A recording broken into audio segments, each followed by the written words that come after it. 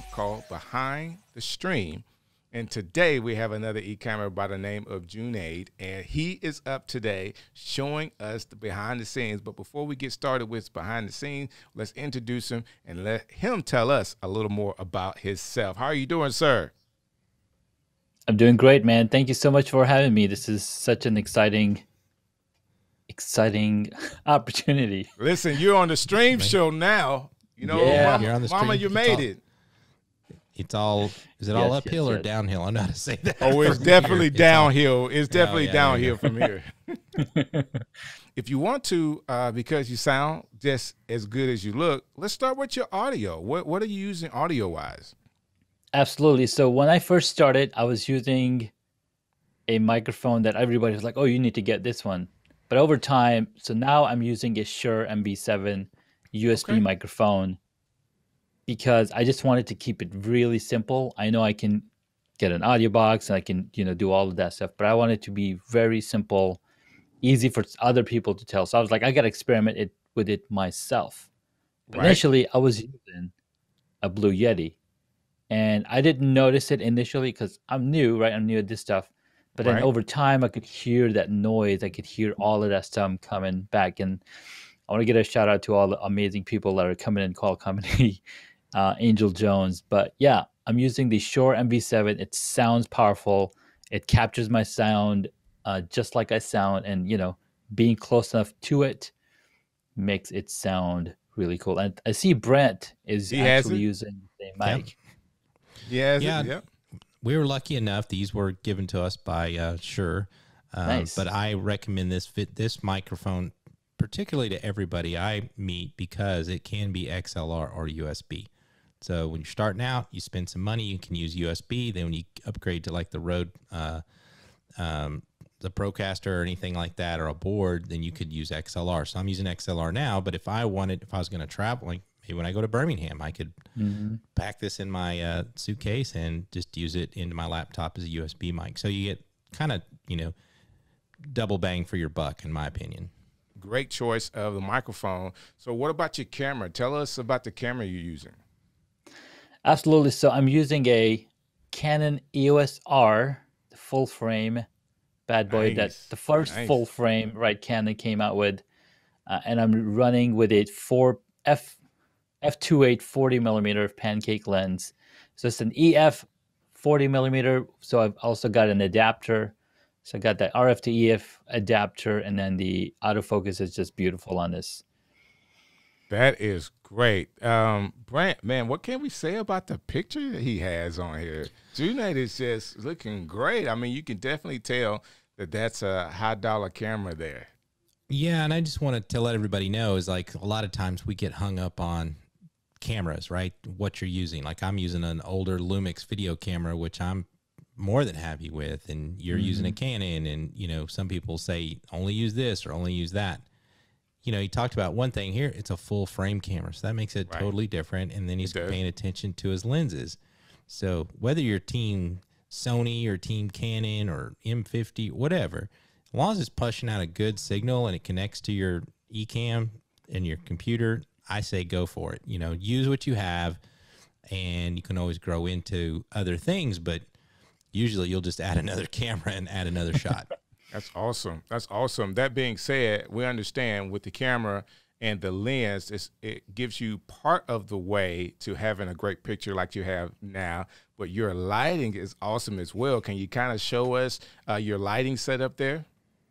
Absolutely. So I've got multiple lights shining at me. I've got a square light up there with a softbox as well as a grid. So that the light is pointing. Then I've got a fill light on the right side that just fills in. And of course, my monitor acts as another form of light to light me up. And then on top of that, I've got a hair light that you can't see from here, but it's up here on the roof here on the ceiling.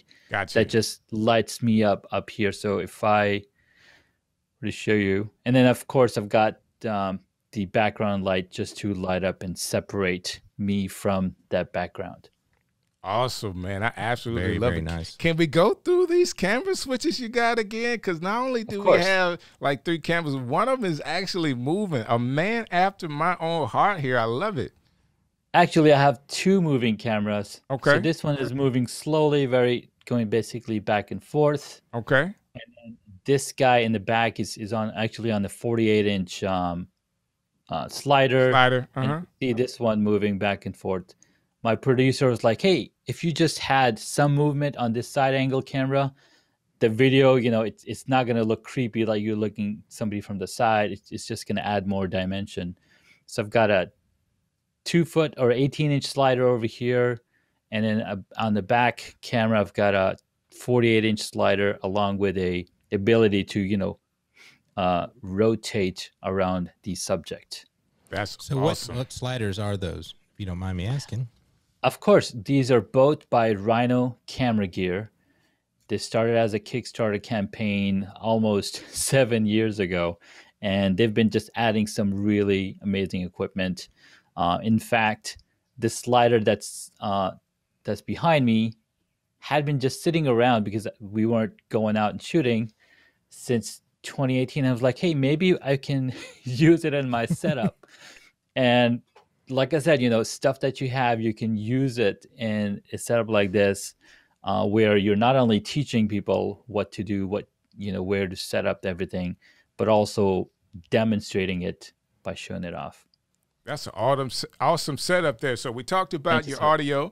We talked about your camera and your lighting and lens, of course. Now, what about the extras that you have inside of your studio? Do you have like a Stream Deck? Are you using that at all? What extra equipment do you use in your setup? Of course, one of my favorite of all of the equipment, of course, the cameras, is my ATEM Mini. So here's my 4 inputs that are coming in. So that's how I'm able to switch between the cameras. And of course, the 4th one is my teleprompter that helps me look directly into the camera and into the people. So my main camera is sitting behind this teleprompter. I've got a 10-inch screen here, and just makes it really easy to, go through that. And then of course, I've got a little 16 or 15 button Stream Deck that helps me go through my scenes and makes it a lot easier. Now, there's something that is not connected to anything at all. For example, right, we turn on our lights when we are in the studio, but then you got to go around and turn off every single light. What I've done is I've made those guys a little bit smart. Okay. So I could just simply tell Siri, hey Siri, office time. And what it'll do is it'll turn off my studio lights and it just turn on my main lights. Now, I do need to replace one of these lights up here, but that's what's going on. And then I can just say, hey Siri, studio time. And it runs that scene, turns on the lights that I need on. I absolutely love it. That's what's up. I'm stealing that from you. Miss Jill is saying awesome. she's drooling over here with the pan. Go ahead. Go I want to ask one question. Now, here's the thing that I think we're not really looking at is that all of the stuff in his studio, the foam on the wall, the statues that he's picked, it looks like everything was meticulously made for that setup. Definitely. He's got a great setup there. It's awesome. Thank you so much. Yeah, I've got Darth Vader right here. I've got the Stormtroopers and Mr. General Grievous over here. Some pops over there. It's pretty fun. But I also know you had like wood on the wall. You've got the soundboard or the foam. So you were very intentional about how you designed everything, correct? Yes, very intentional. Very good. Very good. I absolutely love it.